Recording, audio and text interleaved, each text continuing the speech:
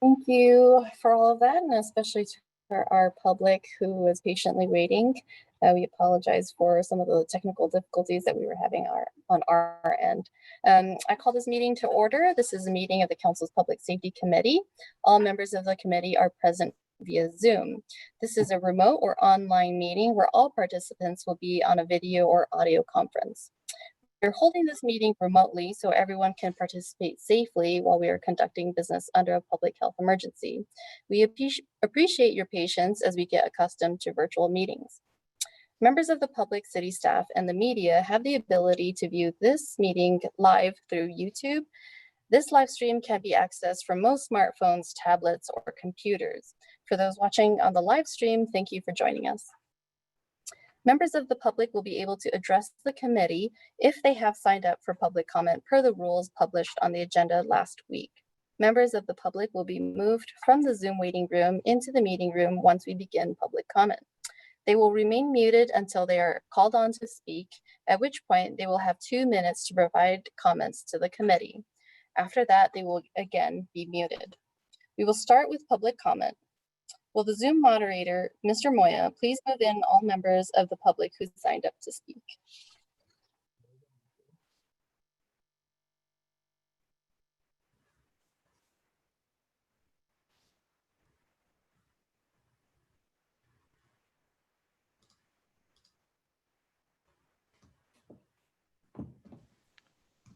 Madam Chair, we had 2 people sign up for public comment, but they have not joined the Zoom meeting yet.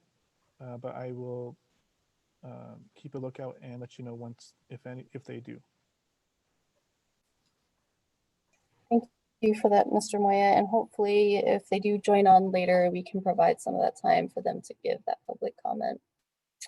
We'll move on to our first agenda item then, Albuquerque Police Department Staffing Report Update. Madam Chair, we have Interim Chief Medina here with us that's going to give that. Is it possible to share our screen?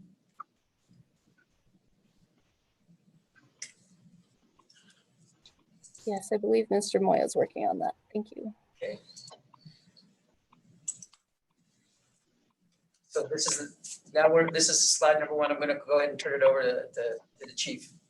Madam Chair, members of council, we're here to present our staffing report for 2020. And in our first slide that we're going to be discussing some historical data from the Albuquerque Police Department.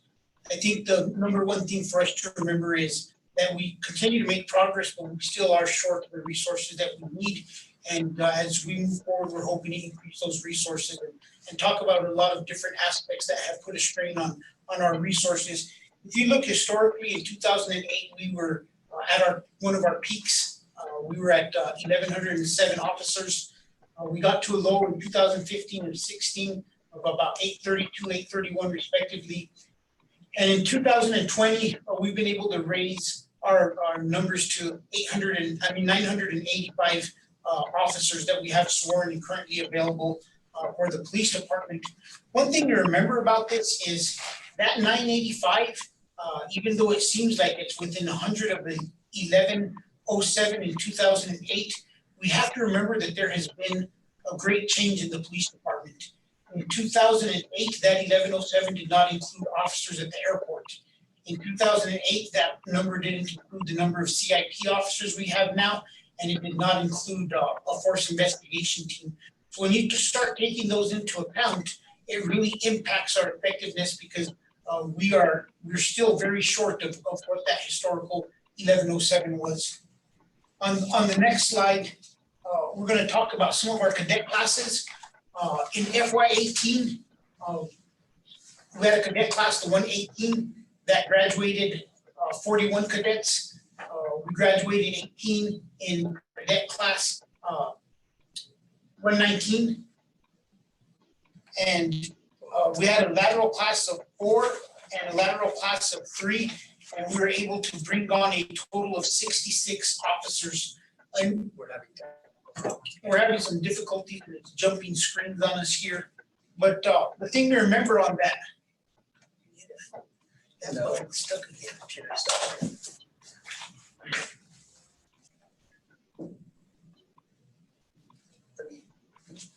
We're having some technical difficulties here at the computer. It keeps changing screens on us.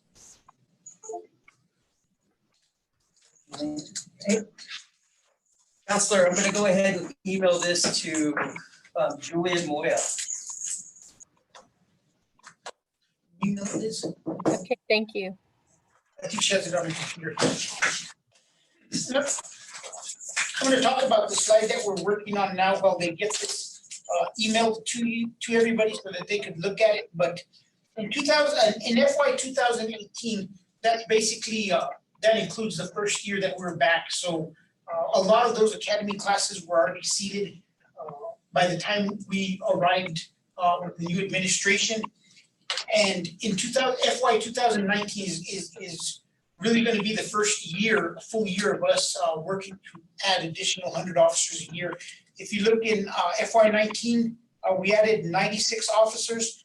We had cadet class 120 with 33. We had a collective bargaining agreement that we worked with the union. We purposely targeted and looked for lateral officers. And if you look, our biggest growth came from lateral officers, and we were able to add approximately 62 lateral officers in FY 19 to the ranks of the police department. In FY 20, we were able to add 107. This was our first attempt at CNM. CNM class 1 gave us 19 officers, while at the same time we were able to run class 121 at our academy with 49 officers, class 122, 33, and our number of laterals was down to 6.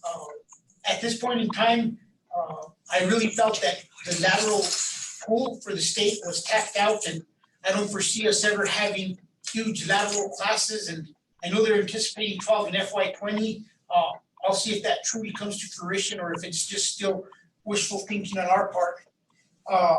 In FY 21, we currently have 37 cadets at the Apd Academy. We have 19 additional at CNM. That gives us a grand total of about 55 cadets that are going through the academy in the fall, and we're anticipating 12 additional laterals. And right now in the pipeline, we're hoping to have a class of 71 in the spring. As we go to the next slide, we show that Apd Academy graduates for the year, and in 18 and 19, you see we had 83 and 102. These numbers don't always match our academy graduates because some of these individuals. That's fiscal year and the other one's at. Yeah, fiscal year and an actual calendar year is the difference. And sometimes we've brought in sworn individuals at upper ranks, which could affect those numbers also from the academy graduates matching the actual growth of the department. Basically, each year we have a spring academy and we have a fall academy, and each one consists of about 50 officers. When this administration came in, we knew that was going to be a limitation on us being able to grow the department to the levels that we wanted. And this is why we started the CNM Academy, so that we could supplement their academies in training our officers and increase the number of cadets that we're able to train in 1 year. Each cadet class has its natural attrition. Officers quit during that course, and it makes it a manageable size. And our new goal is to combine the cadet class at the end of that CNM program with the current APD class, and they finish out the last weeks together. We anticipate 2 lateral classes each year, one in the spring, one in the fall, both consisting of we're hoping 10 officers, but it's going to be a struggle because we want to make sure that we maintain the quality of officers that we're bringing to Albuquerque. And we've always had a better look at basically starting from scratch with our cadets. And the lateral pool is very difficult because a lot of officers have had incidents within their own department that under the settlement agreement we can't always bring over because we don't feel comfortable with their background check. Our current hiring and separation rates remain consistent, and we anticipate reaching 1,200 officers by December of 2022. we average probably about every 6 months, somewhere in the neighborhood of about 35 separations from the city. They're not all retirements. We have had some terminations. And we also have some individuals that just, instead of retiring, for whatever reason, their family finds jobs, or wives, husbands get jobs in other cities and they relocate with them. Our strength right now currently is 985 officers. The Office of the Chief has 12 individuals assigned to that. Field Services Bureau has 501 officers assigned to it. Northeast is currently assigned 81. Southeast is assigned 99. Foothills 81. Northwest 71. Southwest 71. And Valley 94. One of the things that I'm looking at going forward while I'm acting chief is we do want to produce a monthly report that we'll be providing the council on these exact numbers. It's going to expand a little bit beyond this so that we could get some more specific numbers in specific divisions. Professional Standards and Accountability Bureau, this is our basically our settlement agreement bureau over that falls under Deputy Chief Eric Garcia. Internal Affairs Division has 31. This includes both the force investigators and the professional standards. Accountability and Oversight has 6. That's going to be Corey Lowe's shop and a lot of the people that help her ensuring that we have the oversight of the settlement agreement. Professional Standards has 10 officers, and the Academy Division has 38 individuals assigned to it. On the job training is we have 42. This is that we include all the that's all the academy staff. That's the staff and OGT is an additional. Yeah, the 38 is the basic staff at the academy, and the 42 are the officers that we have on the job training right now. Those 42 should be clearing training, and we'll be able to add that 42 probably within the next 6 weeks to the 985, which would get us over 1,000. Is that correct? And our CIT unit, we talked about this early, why the 1107 and the 985 number is hard to compare. If you look, we have 20 individuals assigned to CIT. This is a unit that did not have 20 individuals in 2008. And I think that's where we really need to take consideration into what does 985 truly mean when looking towards the past. And it does not mean the number that we'd hope it to mean because we've created these new specialized units that are imperative for us to move forward and ensure that we're reducing our likelihood and we're dealing with individuals with the proper resources. Our Special Operations Bureau, which includes Aviation Division, Homeland Security, Special Ops, Metro Traffic, and the Prisoner Transport Unit is at 120. There's going to be a portion of the Prisoner Transport Unit that does not fall under sworn. I could tell you right now, the tactical section, SWAT is short a couple officers. Our K9 unit, K9 is probably one of the best field supportive units we have out there. The hope is eventually to create 2 8-person teams in K9. We've already separated the team with by sergeants, so we have 2 sergeants, and we're looking to keep adding officers onto that. The bomb tech unit, we've also added an officer for the near future because with election season coming on and the possibility of protests, we wanted to make sure that they were fully staffed and we could operate as we had to in this election season. The DWI section and the traffic section of what we historically know are way below the numbers that they had in the past. I would say that the traffic section is probably one of the units that has taken the biggest hit over the year with the number of traffic officers that we have. And that is definitely a place that as we increase our numbers that we're gonna have to look at adding officers to that function. Management Services and Support Bureau, this is our operations review section. That would include the officers who help conduct the bid. Records Division, Real-Time Crime Center has a limited number of sworn officers there, and the Communication Division, total number of sworn that are in these units equals 24. But that number fluctuates from time to time because some of the individuals assigned either to Records or Real-Time Crime Center can actually be officers that are under investigation. So it may seem like it's a lot because it's 24, but it actually, we're housing and holding officers in those locations because there's internal investigation cases going on that we removed them from the field for it. Our next slide, Investigation Bureau, Criminal Investigation Division, which includes homicide, armed robbery, missing persons, multi-agency task force, child exploration, crimes against children unit, and sex crimes.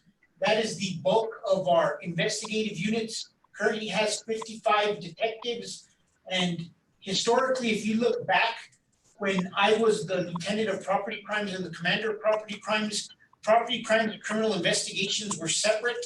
Criminal investigations outnumbered property crimes. And at the time of property crimes, I had approximately 63 to 68 detectives alone investigating those specific crimes. So as you can see, the numbers have also been impacting our investigative bureau and the number of officers that we historically had there.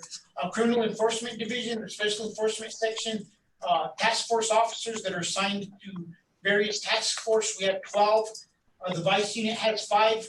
Auto Theft has 10. And our Street Crimes Unit, that's a unit that we're using to develop future detectives.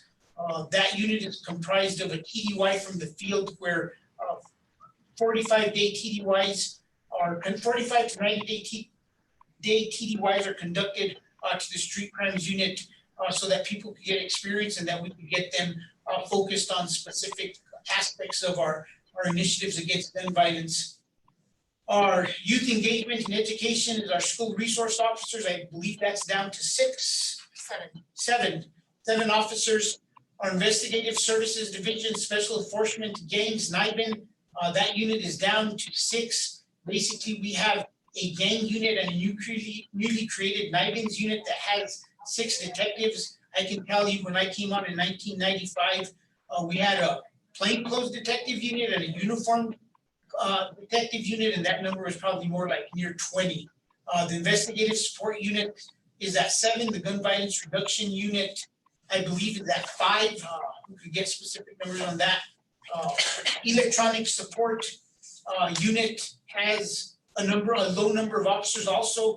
That unit had to be expanded when House Bill 199 passed, and we had to meet the requirements of electronic, all the requirements of electronic warrants and everything that's tied into warrants.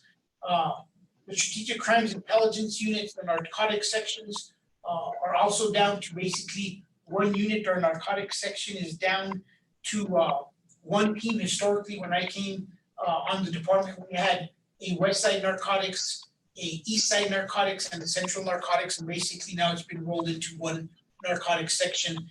The Scientific Evidence Division is our criminalistics investigative section. I think this is 1 section where, although we don't have as many sworn officers assigned to it through the process of civilianization over the years, we've made good use of civilian resources.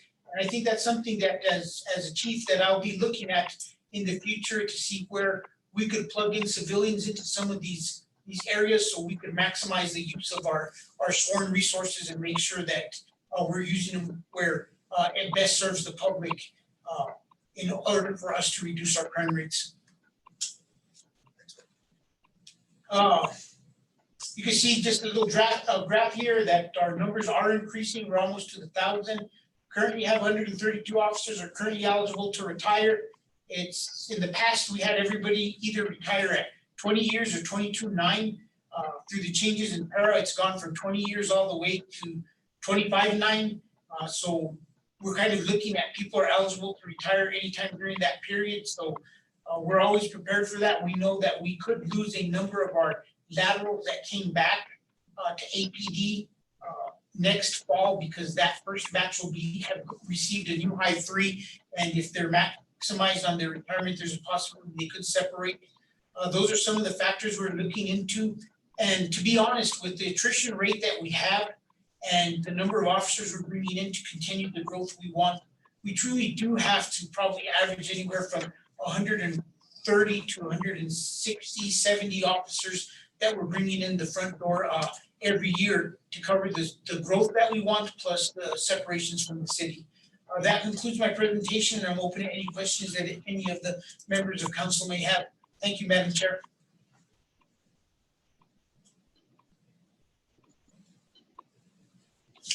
Thank you for that, Chief Medina. Counselors, any questions or comments? Please use the raise your hand option so I can see it better. Counselor Jones. Thank you, Madam Chair. Just one question. How many, I was a little confused. We had a lot of people who were sworn officers, but not necessarily on the street or sworn or sorry, Deputy Chief Medina, it was a little confusing for me. How many officers on an average day do we actually have available to respond to calls and to do proactive policing? That's a difficult question that I can't just give you one answer to. Our shifts are situated where, for example, on a Friday, we have our biggest squads working. Each area command, that's a common day under our four-day work week. So Friday being the common day, on Friday, we have nearly every field squad available. So some squads have up to 16 to 24 people working at a given time during this time frame, while possibly on a Tuesday, we only have 8 individuals in a shift with nobody off that are available for calls for service in an area command. So one of the things that we're trying to do as we get additional resources is we recognize that the Northeast, Southeast, and Valley need a power squad that works the peak hours between kind of a modified swing shift into graveyard hours, where we put another 8 officers into. And these next group of officers that are getting off OJT that we talked about earlier, those 42, that's what we want to create, is add a power squad to those 3 area commands so that we could have more coverage and more officers available. So I hope that answers your question. On really heavy days where the staffing is increased because of what historically we see as a call volume, we could have up to 24 officers in an area command working at a time, especially when there's overlap between the 2 shifts for a few hours, while going all the way to the other end of the spectrum where there could be a squad of 8 people, which could allow 1 or 2 people off, and you could have 6 people working a shift within an area command on those days that we don't anticipate the call volume being as high as usual.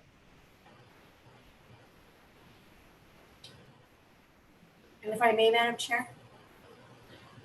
Thank you. And Deputy Chief, that seems like very few people to handle the kind of calls that we're hearing coming in. Do you have any idea what the wait time is on a violent crime or a potential violent crime to get officers there? No, I don't have that information with me right now. That is something that we just started tracking. When we came back in 2017, in December of 2017, one of the first things we worked on was changing our priority system. Our priority system for calls was based off priority 1, 2s, and 3s. It wasn't conducive with best practices across the nation. We've actually broken it up to priority 1s, 2s, 3s, 4s, and 5s. This past summer was the first year we have comparative data that compares how we're improving our response times in those 5 different levels of calls. I could have some of that information produced and we could get it to council later. But one of the other things we do is we have an accountability process that has been created for our commanders so they can keep track of their resources and how we're doing. And part of that scorecard is we're starting to compare historical data on calls, how long they're holding, so we could see if we're gauging improvement or not. And that's a process we're just starting. It's something that we're looking into because we're trying to reduce that call wait time. With the cell phones that council helped us get funding for, we've also implemented a lot of changes where officers are allowed to take certain calls over the phone. It saves us 20 minutes of them driving there, 20 minutes of them driving to the next call. So if an officer's not needed there, we're really pushing the telephone report unit, and we're really pushing thinking outside the box on how we could get officers to take the report needed so that we could increase the efficiency of the Field Services Bureau. I like to compare it to a car. We were probably getting 4 miles a gallon at one point, and hopefully we're up to 6, 8, and at a certain point, hopefully with the records, with the new RMS record system, some changes in requiring officers to document things in easier ways than writing a police report will continue to increase that efficiency and get to the point where we could really reduce that wait time on calls for service. Madam Chair, Councillor Jones, if you have any other questions, I stand to answer. Thank you, sir. I appreciate it. I might have a few more. Thank you. Thank you. Next up, we have Councillor Davis, then Councillor Bassan. Thanks, Madam Chair, and Chief, congratulations. Congratulations on being our acting chief. I think you'll be here with us for a while, so well deserved and congrats. Look, I just want to say thank you to your team for giving us some of this data. Chief, can you help me understand a little bit? I know in the past when we've graduated new officers, for example, we've had to sort of balance the interest of filling positions, is sort of getting to Councillor Jones' point earlier, filling positions downtown for force review and CASA compliance versus the need in the field. But it's my understanding that we seem to be pretty full now in terms of what the department believes we need for compliance and force review. Can you talk about a little bit your thought process on where the next rounds of new officers and cadets will be assigned, percentage of field wise to admin, et cetera? You know, my hope is that, like I spoke earlier, that I could get the power squads to those 3 area commands that need them the most. Those officers, I try to go out at least once a month, and I call it showing up to calls because I shouldn't be taking calls at this point because I'm old and I'm not out there every day. It's probably not the safest thing for me to do, but I show up and I talk to officers, and those officers really are tasked during those periods when there's one squad working. So we want to add those power squads. So the thought process is we add at least 8 to each of those area commands. I think that in terms of efficiency, one of the things I'm looking at is how do we hold ourselves more accountable? And I just finished a meeting where I'm looking, and I really want to crack down on our accountability towards overtime and ensuring that nothing slips through the system overtime wise and somebody possibly defrauding us. So for that reason, we're also looking at a person who could balance some admin time, but also fill in and assist in the field. So we're looking to add another 6 individuals there, so each area command could have this one individual. But my #1 priority is adding some individuals to our gun violence unit, adding working in cooperation with other agencies to find ways without our resources to add additional personnel to our homicide unit, to have a meeting set up with Chief Johnson with State Police tomorrow. I'll be reaching out to the AD's office. And I think it's also good because we start bringing in new thought ideas and we start bringing in a little bit more outside view into our investigative units, and maybe all these agencies, we can all learn from each other. The other thing that I'm really interested in is I have one-on-ones with all my area commanders. And when I ask my area commanders, what's the #1 thing I can do as a deputy chief to help you in your area command? Where do you need resources? Every single area commander believes in their PRT teams. They believe that their PRT teams are key to them being able to reduce crime, to them being able to be proactive, to them being able to get out there and balance that building a bond with the community and good, strong, proactive enforcement where we lower crime rates. So we're also going to be looking at adding some officers to the various PRT teams. I think that if you look at our crime and the way it's spread out across the city, there has to be a priority put on the number of officers in the southeast, number of officers in the southwest, and the northwest. Actually, even though that our crime numbers aren't as high as they could be, we actually have the lowest amount of resources available. So we have to look to see how we could add some resources to them also, so that we stay ahead of the game up in the northwest. So I think that's kind of the thought process, is how we're going to spread out our officers, a small percentage to investigation, anywhere probably maybe 10 to 20% at this time. Just remember that as people leave force, some may go out to the field or another unit. So there could be an opening in the force investigation because we're backfilling somebody who's left. And that always throws a kink in our plans. So we always have these solid plans, but we got to remain fluid because we know that the possibility of them changing due to unforeseen circumstances is there. Madam Chair, Councillor Davis, if you have any other questions. Thank you. Thank you. Thank you. Next up, we have Councillor Bassan. Thank you, Madam Chair and Deputy Chief Medina. Thank you so much. So when you talk about the telephone reporting system and trying to like get, you said the miles per hour in the car and making things more efficient that way. What about the PSA2 program? You know, the PSA2 program is a very valuable program to us, but they do have their limitations. And right now, our goal is for them to take as many report calls as possible where there's no suspects. But growing the PSA program, like I said, our goal should be that a PSA2 go in and they take calls from the beginning of the shift till the end of the shift. So we could maximize our dollar invested in the PSA2 program.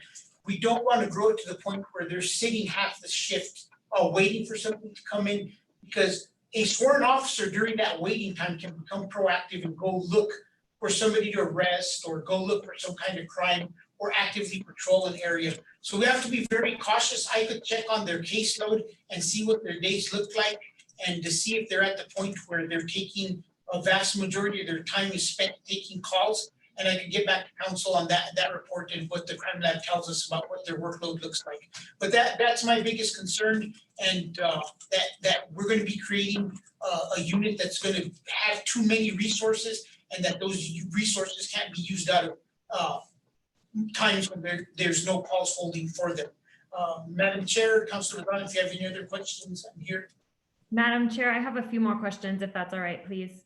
So with regards to the PSA2 program, it's my understanding though that they're letting people go, and it just happened recently as well. So it's down to just 2 people in charge, and then 8 or 3 and 8 is the number I have. So I would really like, and I know I've mentioned this with Ms. Nair, I know Councilor Benton and I have been discussing it and we want to discuss it further.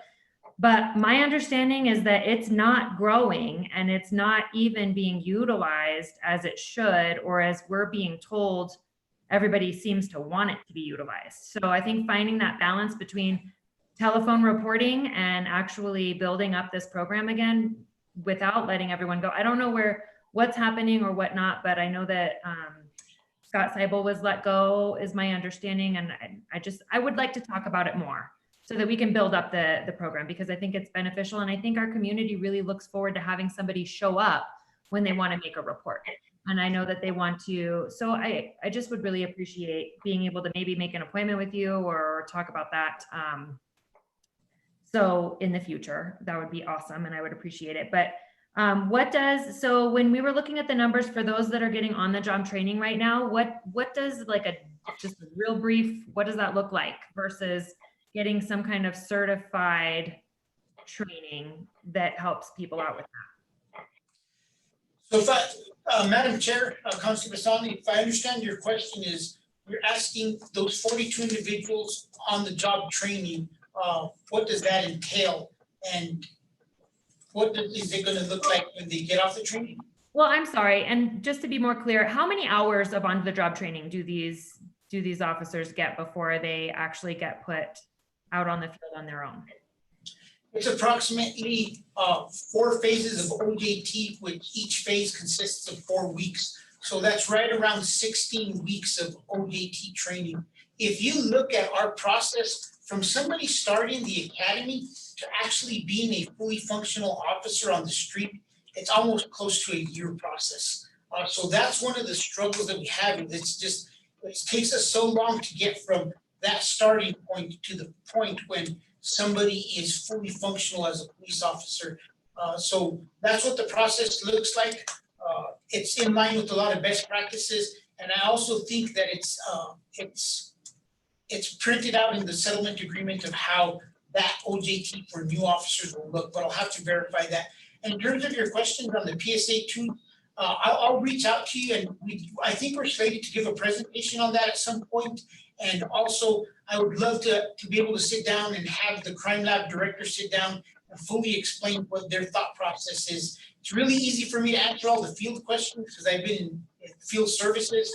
Investigations is just now becoming one of the units I oversee. So I sometimes still have some questions, and I think maybe both of us could learn some from them on the exacts of what direction that unit needs to move.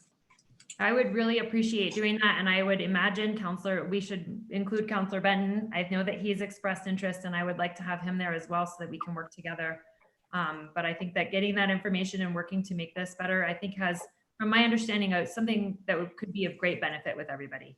I'll work on something so that we could, Madam Chair, Councilor.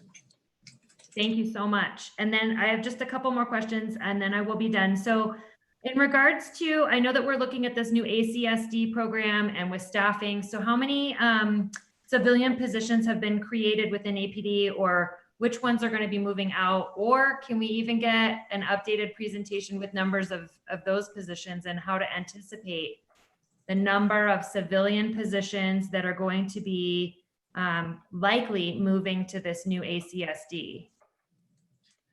You know, I think it'd be best if we get an updated presentation from the city on that. I do know that the possibility of our coast units transferring out is one of the logical directions for us to move. I haven't heard of any sworn resources going out. I know that there are some other civilian resources such as crime prevention specialists that are up in the air, whether the final decision has to be made, whether they're gonna stay or they're gonna go. There's a value with them working out of our station with us, but the ADAPT program is very successful and they also have a value there. So maybe striking a balance where they spend time with both programs and are available to both is gonna be the solution. But I think it'd be best, and I'll work with Isaac if we get an update to you from the individuals that are working on the specifics of it to see where we stand at this point. That would be great. I have a few more questions that I'll save and I would like to email them to you, please. And then I'll email Isaac and Council President Davis and Chair Sena, Councilor Sena. So that way, maybe we can work on getting that presentation because there's more questions that kind of fall under that. And I realize that it's not really part of the actual sworn officer presentation that we got. So for the sake of all of that and timing, I will go ahead and email those questions and then we can move on and hopefully get that next time. Thank you. Thank you, Councilor. Thank you. Yes, we would love to hear an update on the Community Safety Department. I do have a few questions if other counselors don't have any additional ones. I just want to thank you, Chief Medina, for just giving an update overall. I have a few questions regarding the cell phones. I know that previously we've talked really about language access and now officers have utilization of that app. How many of the officers' phones actually have that app? How often is it utilized for the language access? Per our policy, when those phones were issued, every officer is supposed to have that app uploaded to their phone. Compliance does audits on that. I could look to see if they've audited and make sure that they're on there, but that was one of the requirements. Every officer is issued currently a cell phone. I could get data from Language Line to say how many times it's been accessed and we could get that back to council. I just don't have that data with me right now. I think that the cell phones were a great addition. We found a variety of ways outside of the language access to use them. It is just it's become one of our best tools. We were not very good at capturing data on community outreach. I spoke to Assistant Chief from Portland about 2 years ago. He told me how they had built an app on their phones for their officers to capture outreach. I came back, we have some really great people that work in the RTC and they created an app for us to capture a lot of our data of community outreach and we're able to map it now. So that program is just rolling out for us now. I just met with Metro Court today. I want to try to keep our officers in the field as much as possible. They're actually going to be emailing texting court updates to officers so they know when they have court if something changes with it. And we're anticipating increasing the usage of cell phones and video past the pandemic so we could reduce the amount of time our officers spend in court. We're right at the beginning of that process, but it looks promising and we're hoping to have an update in 2 weeks. So the phone was a huge addition and every day we're finding new ways to utilize it, to streamline our work. And we're very thankful for it. Thank you, Madam Chair. Yeah, thank you for that. I know I actually talked to a area commander about some of the nonverbal cues that officers have been also utilizing just so that, you know, the person who's limited English proficient that needs to utilize that app needs to get somewhat close to the officers. So just understanding nonverbal cues to get to that point is really critical. So I would love an update on that. I was just talking to an area commander on their utilization. So one more question. You stated that there are 24 in the support bureau, but that's not quite the real number of actual officers that are typically there. So can you give an update as to, you know, who's typically staffing that or how many? I believe operations, and I'm not perfect on the number of operations review. I think operations review is right about 6. The number of people in ops review.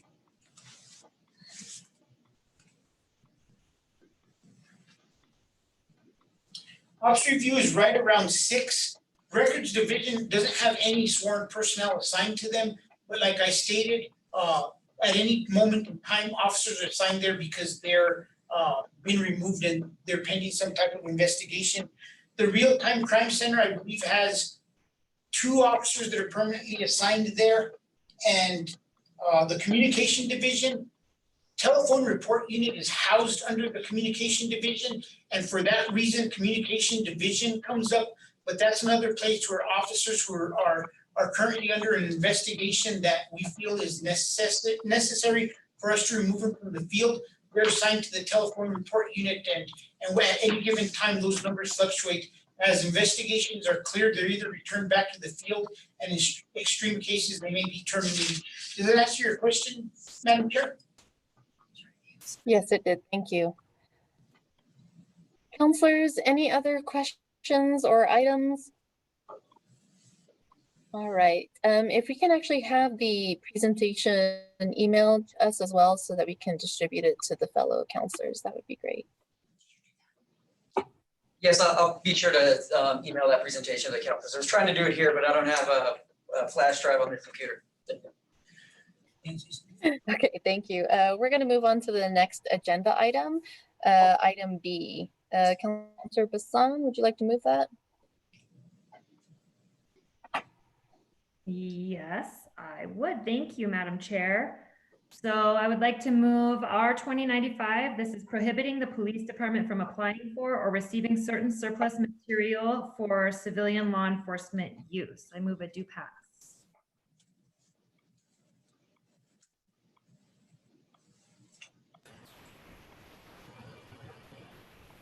Counselor Jones, was that a second?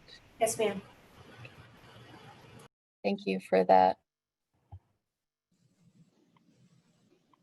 Counselors, any questions or comments? Madam Chair, if I may, can I follow up with that? So I realize that this is close to, this is almost exactly what the amendment was that I had proposed a couple of council meetings ago regarding the 1033 program. And I know that Councilor Pena had been wanting to make sure that we had some kind of middle ground, right? So with the program, it doesn't say that, and this was clarified earlier too, but we don't want to obtain any warfare militaristic equipment from the federal government, the Department of Defense.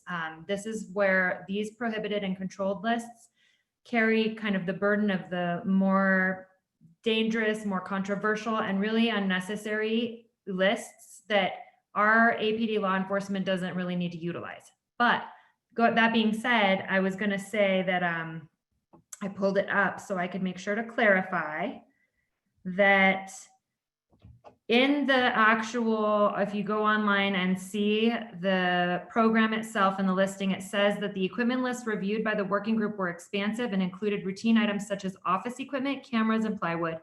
Equipment that may be more hazardous, but does not have a particular law enforcement purpose, such as locomotives, equipment, militaristic connotations, and so on and so forth. So there was this working group that was created to evaluate, and then from this evaluation that seems to be quite extensive, they ended up kind of making sure to take this generalized list and bringing it down to much more specific materials and equipment, which they deemed was unnecessary for local law enforcement use.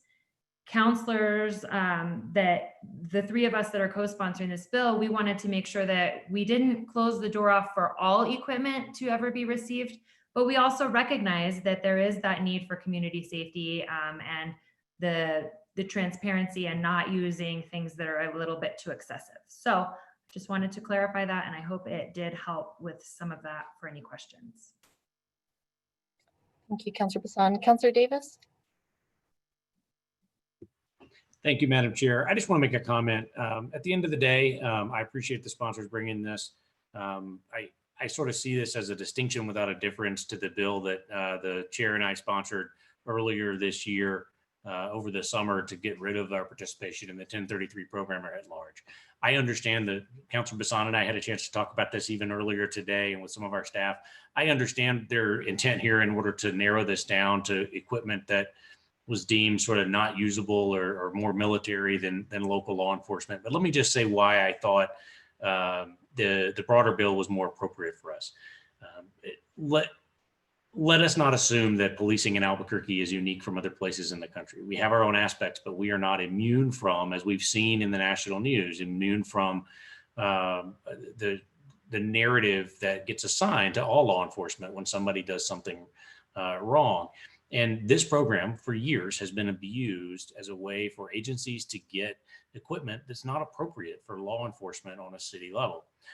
I realize that this legislation would limit some of those, but overall, I think the better option for us as a city was simply to say, we are not going to participate in any program to take military equipment for civilian use in our city, period. There are other federal surplus programs that we use and have used, federal contracting benefits and contracting programs that we can benefit from to acquire that type of equipment, not only for APD, but for every other department. I just feel like it's more appropriate for our city to take a strong stand and say that it's not appropriate for there to be that connection between military and local law enforcement. But I'll vote for this because I believe that at the end of the day, that the list of equipment there should be banned from our city, at least from us receiving it. And I realize there's sort of a Pandora's box of other challenges of saying, well, what if we had this, or what if it was only this way, or whatever. But what we've seen in the past is when we start to make lists of things that are banned, then somebody finds a way to get around those with the technicality or otherwise. And so we have to remain on our watch. I believe it would be more appropriate to say that this is not the appropriate use of federal dollars and federal programs to support our city. But I will vote for this because I do believe it's an important first step, and I hope we can come back and do a broader piece of legislation at some time soon. So thank you, Madam Chair, and I do appreciate the sponsors for working on this with our staff and to take a new whack at how we might get at something a little different. I still think it's a distinction without a difference, but I still think the mission is more important than maybe the politics on the back end between all of us about how we get to it. So thank you. Thank you for that, Councillor Davis. Councillor Jones? Thank you, Madam Chair. This is interesting. Councillor Davis, I appreciate what you have to say about this. I think the one thing that we have to remember is we never have to accept what's offered to us unless we want it.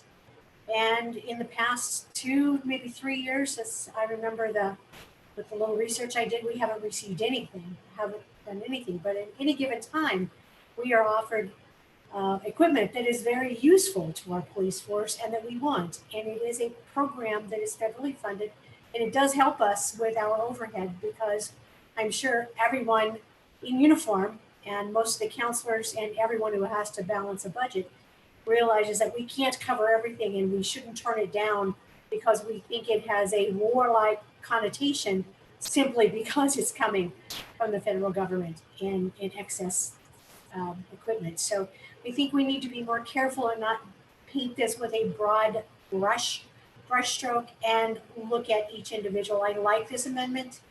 I will support this because I think it comes out better and more practical. I think anytime we can do something that will have some good in it, instead of trying to whack out the good with the bad, we're in much better shape. So thank you. I will support this. Thank you for that. I mean, I agree with Councillor Davis, especially in having this conversation, but I'm glad we're just having this conversation, whether it's regarding utilization of military equipment. I agree with Councillor Davis in that I don't think that we should be having access to that. But I think that the recommended list brings some questions. I know that it was through a working group under the Executive Order 13688. But again, it's a recommended list, and that it doesn't just lay out everything that's available. So, but you know, I think that it still gets to the mission of keeping our communities safe by not utilizing some of the equipment that was listed. So I will be in support of this because I think it does touch on that, as Councillor Davis had stated.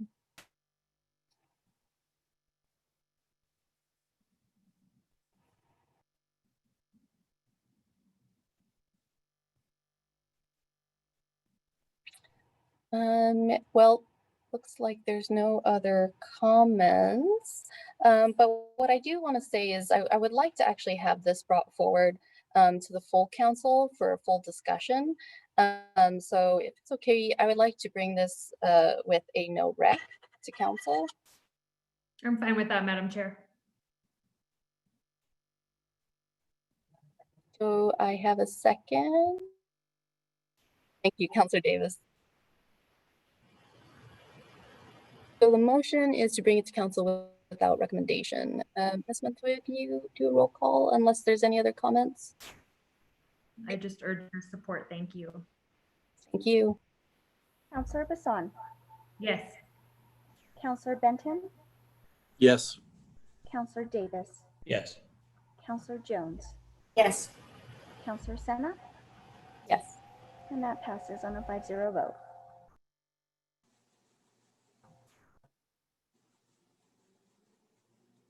Thank you. There being no further business, the Public Safety Committee meeting is adjourned. Thank you.